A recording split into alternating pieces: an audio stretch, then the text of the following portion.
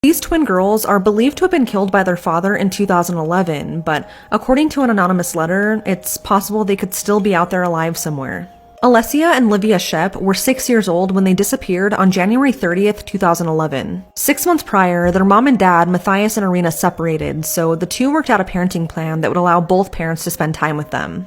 On Friday, January 28th, Matthias picked the girls up from their mom's home in St-Sulpice, Switzerland, with the understanding that they would be returned that Sunday. The next day, Matthias sent a text to the girls' mom that said, quote, "We are all right, we'll return on Monday," end quote. But when the girls didn't return home on the agreed-upon Sunday, their mom reported them missing. It was uncovered that Alessia and Livia were seen with their dad in St-Sulpice on January 30th, but by midnight, they had all crossed the border into France. Matthias spent the next day withdrawing nearly 8,000 euros from several different ATMs in the town of Marseille. He also sent a postcard to his ex-wife before he and the girls took an overnight ferry to the island of Corsica, where the family had previously vacationed. It was determined that Alessia and Livia boarded the ferry with their dad, but authorities are unsure if they were actually with him when he arrived in Corsica. On the night of February 1st, Matthias took another ferry to Toulon, where he arrived, seemingly alone, the next morning at 7. He was spotted at a toll on the night of February 2nd, completely alone on CCTV. And just 1 day later, Matthias died by suicide after throwing himself under a train in southeastern Italy.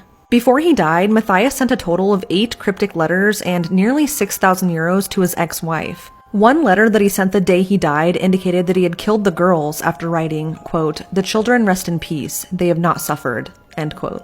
Massive search for Alessia and Livia took place, but to this day they have never been found.